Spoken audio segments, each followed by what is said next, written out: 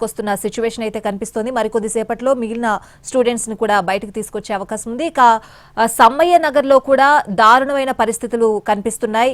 4000 ఇళ్లు నీటిలో చిక్కుకుపోయిన పరిస్థితులు. అక్కడ సహాయక చర్యలు ఏ విధంగా కొనసాగుతున్నాయి, అక్కడ సిచ్యువేషన్ ఏ విధంగా ఉంది? మా ప్రతినిధి భాస్కర్ లైవ్ లో సిద్ధంగా ఉన్నారు, అడిగి తెలుసుకుందాం. భాస్కర్,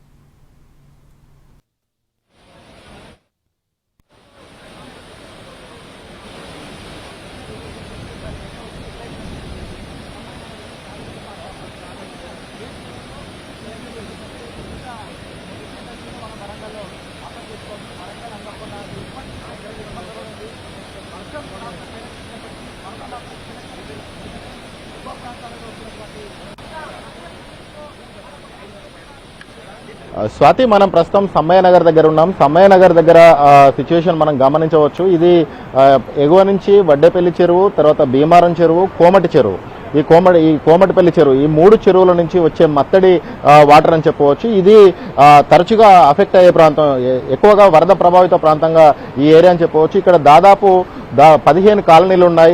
సమ్మయ్య నగరు, తర్వాత ప్రగతి నగరు, ఆ తర్వాత సరస్వతి నగరు, గోపాల్పూర్, ఇట్లా ఒక 15 కాలనీలు ఉన్నాయి. దాదాపు 4000 ఇండ్లు ఈ జల దిగ్బంధంలో చిక్కుకుపోయాయి. మనం విజువల్లో చూడొచ్చు. మొత్తం అందరూ కూడా ఎవరైతే ఆ జల దిగ్బంధంలో చిక్కున్న బాధితులు ఉన్నారో వాళ్ళందరూ కూడా బిల్డింగ్లు ఎక్కి సహాయం కోసం చూస్తా ఉన్నారు. అక్కడి నుంచి ఫోన్ల ద్వారా వాళ్ళ బంధువులను ఇక్కడికి పిలిచారు. ఇక్కడికి పిలిచిన తర్వాత దాదాపు ఇక్కడ మనం ఈ విజువల్లో గమనించవచ్చు. ఒక ప్రాజెక్టు దగ్గర గేట్లు ఎత్తితే ఎంత మేరకు వరద ప్రవాహం పోతుందో ఒక నాలా దగ్గర ఈ రేంజ్ లో ప్రవాహం ఉందంటే వరద ఏ స్థాయిలో ప్రవహిస్తుంది అనేది మనం ఒకసారి అర్థం చేసుకోవచ్చు. దాదాపు 1.5 కిలోమీటర్ దూరం వెడల్పుతోటి 1.5 కిలోమీటర్ వెడల్పుతో ఈ వరద అనేది సాగుతా ఉన్నది.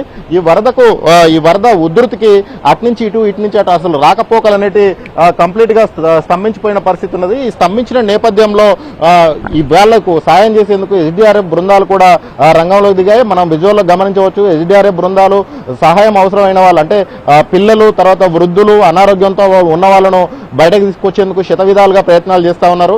మనం ఇక్కడ ఈ నాలాకు సంబంధించి ఈ జల దిగ్బంధంలో చిక్కుకోవడానికి కారణం స్థానిక అధికారులే అని చెప్పేసి ఆరోపిస్తున్నారు. ఇక్కడ ఉన్న లోకల్ వాళ్ళైతే ప్రధానంగా అధికారుల నిర్లక్ష్యం వల్లనే మేము నాలాలు ఈ జల దిగ్బంధంలో చిక్కున్నాం, కాలనీలో చిక్కున్నాం అని చెప్పేసి లోకల్ వాళ్ళు ఆరోపిస్తున్నారు. కారణం ఏంటంటే ఇది గత 11 సంవత్సరాల కింద ఒకసారి భారీ వరదలు వచ్చాయి. భారీ వరదలు వచ్చిన నేపథ్యంలో ఆ వరదలను తట్టుకోవడం కోసం అప్పుడు ఒక శాశ్వత ప్రాతిపదికన ఈ నిర్మాణాలు అయితే చేపట్టారు. ఈ నిర్మాణాలు చేపట్టిన ఈ రిటైనింగ్ వాల్ ఇవన్నీ మనం విజువల్లో గమనించవచ్చు. అయితే దీన్ని ఒక చైనా టెక్నాలజీ తోటి డెక్ట్ ఆన్ ఒక డెక్టాన్ టెక్నాలజీ తోటి ఈ నాలాను నిర్మించారు. దాదాపు ఒక 10 కిలోమీటర్ల దూరం ఈ నాలా ఇలాగే ఉంటుంది. అంటే ప్రవాహము వేగం పెరిగిన కొద్దీ ఆ వైపు ఈ వైపు ఏదైతే ఉంటాయో ఒడ్లుంటాయో ఆ ఒడ్డు వైపు కోసుకుపోకుండా ప్రవాహ ఉధృతి అనేది ఆగుతూ సాగుతూ ఉండే విధంగా ఈ నాలాను నిర్మించారు. అయితే దీనికి ఒక 4 గేట్లు ఉంటాయి ఎగువన. ఈ మత్తడి దూకి వాటర్ వస్తున్న క్రమంలో మాత్రమే వాటిని ఓపెన్ చేయాలి. అయితే వర్షాలు వస్తున్నాయి. నిన్న వరుసగా 4 గంటల పాటు వర్షం కురిసింది. నగరంలో ఎన్నడూ లేని విధంగా గత 2 సంవత్సరాల కింద కురిసిన వర్షం కాజీపేటలో హైయెస్ట్ గా 30 సెంటీమీటర్లు కురిసింది. అయితే ఇప్పుడు నగర వ్యాప్తంగా కూడా అటు ఉరుసు కావచ్చు, ఇటు అసన్పర్తి, ఉరుసు దగ్గర నుంచి మొదలు పెట్టుకుంటే అసన్పర్తి వరకు అన్ని ప్రాంతాల్లో కూడా సమానంగా 30 సెంటీమీటర్లకు పైగా వర్షపాతం రికార్డు స్థాయిలో నమోదైంది. రికార్డు స్థాయిలో ఒక్కసారిగా కురిసిన వర్షం ఒక కుండపోత అని చెప్పవచ్చు. అతి భారీ వర్షం, హెవీ రెయిన్ కాకుండా అతి భారీ వర్షం అనేది కురిసింది. ఒక రెడ్ అలర్ట్ జారీ చేసిన నేపథ్యంలో అంత వర్షం కురుస్తుంది అని అధికారులకు ముందస్తుగా సమాచారం ఉంది. వాతావరణ శాఖ చెప్పింది, విపత్తు నిర్వహణ శాఖ చెప్పింది, రాష్ట్ర ప్రభుత్వం కూడా అప్రమత్తంగా ఉండాలని చెప్పేసి స్థానిక అధికారులను అప్రమత్తం చేశారు. ఎప్పటికప్పుడు ఆదేశాలు కూడా ఇచ్చారు.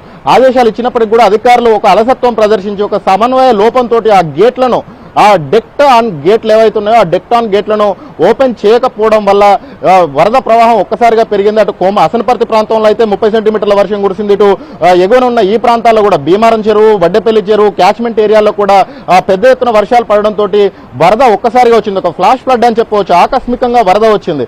ఆకస్మికంగా వరద వచ్చిన వరదను ఈ గేట్లు అడ్డుకోవడం వల్ల ఈ ఎగువన ఉన్న ఈ కాలనీలన్నీ కూడా జలదిగ్బంధంలో చిక్కుకుపోయాయి. ఆహారం కోసం నిన్న రాత్రి నుంచి ఆహారం కోసం వాళ్ళు అంగలారుస్తున్న పరిస్థితి కనిపిస్తా ఉన్నది. వాళ్ళకు కనీసం ఆహారాన్ని అందించడానికి కూడా ఎస్డిఆర్ఎఫ్ బృందాలకు సాధ్యం కావడం లేదు.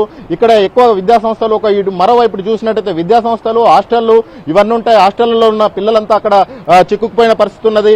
ఇక్కడ ఈ వరద బాగా వస్తున్న ప్రాంతాలు మనం విజువల్లో గమనించవచ్చు. మొత్తం వాళ్ళు కంప్లీట్ గా కింద ఫస్ట్ ఫ్లోర్, గ్రౌండ్ ఫ్లోర్ లో ఉన్న వాళ్ళంతా కూడా తడిసిపోయారు. వాళ్ళ వస్తువులు, ఆహారపు సామాగ్రి కావచ్చు, తర్వాత బట్టలు కావచ్చు, విలువైన ఎలక్ట్రానిక్ గాడ్జెట్స్ కావచ్చు, అన్ని కూడా జల విలయం దాటికి కంప్లీట్ గా తడిసిపోయిన పరిస్థితి ఉన్నది. వాటన్నిటి నుంచి వాళ్ళు ప్రాణాలు స్లాబ్ పైకి వచ్చి, ఫస్ట్ ఫ్లోర్ పైకి వచ్చి ప్రాణాలు దక్కించుకుంటున్నారు. ప్రాణాలు దక్కించుకోవడం కోసం అక్కడ ఉన్నారు. నిన్న రాత్రి నుంచి ఆహారం లేదు, తమకు మంచినీళ్ళు కూడా లేవు, కనీసం విద్యుత్ కూడా లేదు. నిన్నటి నుంచి సెల్ ఫోన్లు ఛార్జింగ్ అయితే అయిపోతున్నది అని చెప్పేసి వాళ్ళు నగరంలో ఉన్నప్పటికీ, వరంగల్ మహానగరంలో ఉన్నప్పటికీ కూడా బాహ్య ప్రపంచంతో సంబంధాలు అయితే కట్ అయిపోయాయి. ఈ వరద బాధిత ప్రాంతాల్లో సమయనగర్ కావచ్చు, ప్రగతి నగర్ కావచ్చు, సరస్వతి నగర్ కావచ్చు ప్రధానంగా అఫెక్ట్ అయ్యాయని చెప్పవచ్చు. స్వాతి.